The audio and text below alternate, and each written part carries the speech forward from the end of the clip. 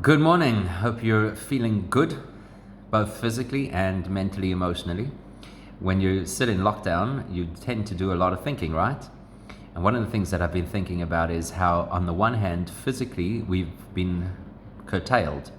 We don't have the opportunity to socialize in the normal physical proximity that we would. But at the same time, and particularly because of technology, we actually have the opportunity to reach out to people in a way that we don't normally have. And you'll find that, I'm sure, that when you speak to people on the phone, they're not as rushed as they usually are. People actually take your calls.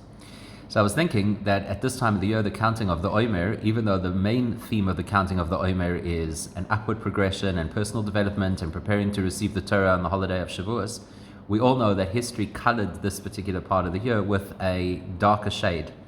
And that's the story of the passing of 24,000 of Rabbi Akiva's students, some of the greatest sages at that time, almost 2,000 years ago. And it all happened at this time, from just after Pesach until Lag BaOmer. The reason we're told that they passed away is because they didn't show appropriate respect to each other.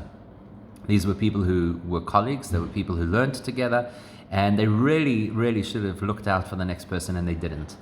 So the Rebbe every single year at this time of the year would say, well, obviously, if this is a time of the year where people didn't treat each other properly, then for us, part of the development and the personal growth of the Omer is to look to treat people extra well. So the Rebbe would always emphasize that this is a time of the year for us to increase in Ahavas Yisrael, in our care and love for the next person. Now, being, of course, in a lockdown, it's not so easy to do that in the normal way, but you certainly could pick up a phone and be in touch with somebody who perhaps you haven't spoken to for a long time, and maybe somebody who you know could do with a little bit of encouragement. It's also a really good time, seeing as we have the opportunity to think and to suddenly appreciate just how important it is to have contact and friends and relationships. It's a good time to think. Unfortunately, many people have faribbles. Happens. It's part of the experience, I suppose, of life.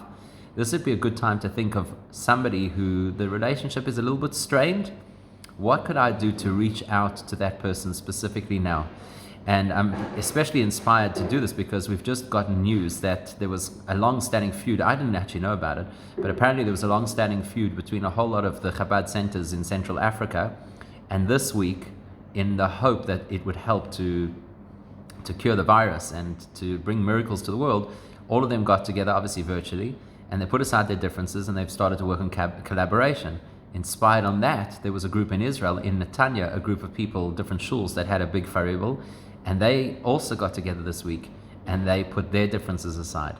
I think it's beautiful and powerful and something really to consider. It doesn't have to be a full-blown faribel. It could just be somebody maybe that things have been a little bit strained and a little bit distant.